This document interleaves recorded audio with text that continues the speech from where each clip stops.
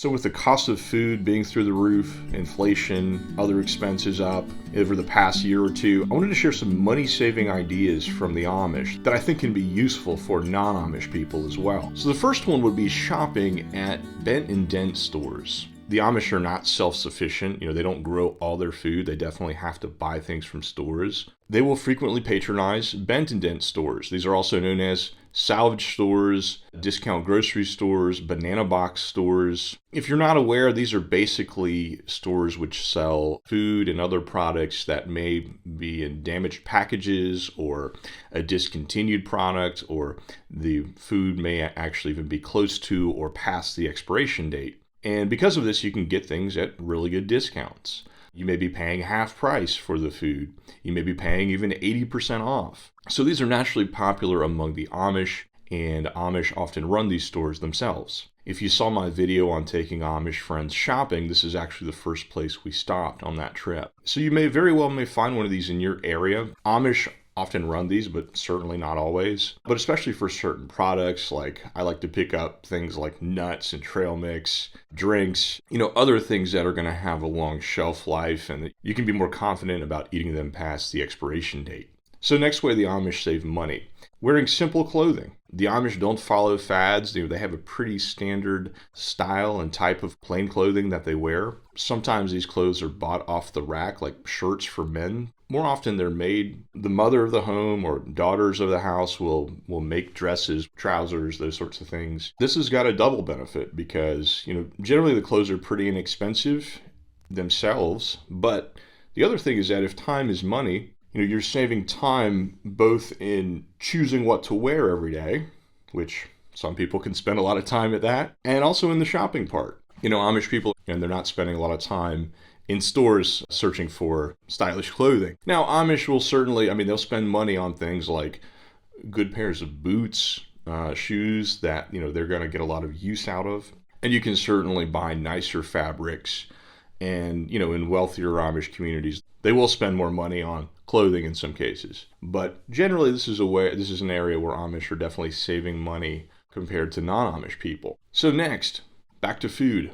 And this would be buying food in bulk. Just like bent and dent stores, bulk food stores are very popular businesses in Amish communities, often run by Amish people.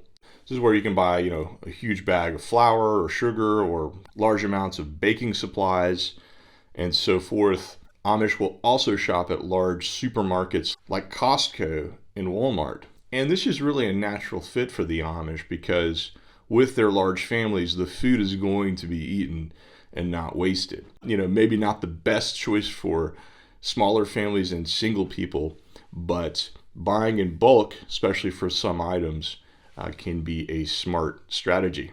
So next, reusing and repairing things. Since the Amish are generally not as consumer or consumption oriented as non-Amish Americans, part of that is practicality. It's not as easy to just go to the store when you're a horse and buggy people. So you tend to just, even by default, rely more on repairing things rather than throwing them away and buying something new. Back to shoes. Shoe repair, for instance, is something you'll see in Amish communities. And, a lot of times this is out of necessity. Another one would be the Maytag wringer washers. So Amish will find these old washers, and there's definitely a market for these old washers in Amish communities. The other place this comes into play is, of course, hand-me-downs. That, of course, fits well, again, with the large Amish families. But on the whole, with the Amish, you'll find more of a mentality of not throwing something away, but rather finding a way to repair or reuse it. But there's also a clear focus on not being wasteful. That's a pretty deep value that you find among the Amish.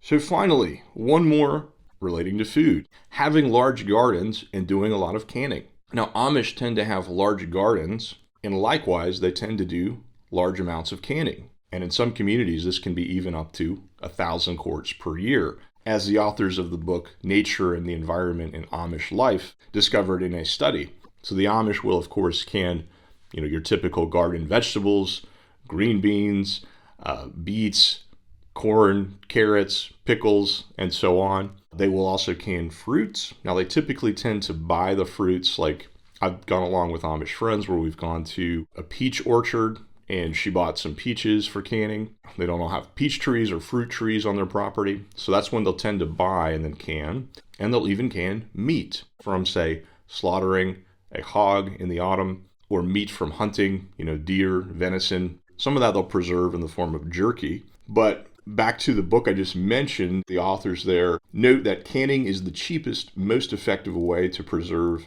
a large supply of a perishable resource. And that makes sense if you think about canning something that can sit in a can for months and months versus, say, freezing that meat. It takes all that energy to run the freezer for all that time. You can see why that would be a much more practical way of preserving food and why it would appeal to the Amish. If you do have access to land where you can have a garden of size, that's another great option for saving money. We can't copy the Amish in everything they do. It's a different culture, different community. They have large families, but I still believe you can take certain ideas from the Amish that make sense for them, also can make sense for non-Amish people as well. Let me know what was your favorite tip, or do you have other tips that you've noticed among the Amish that might be useful for people?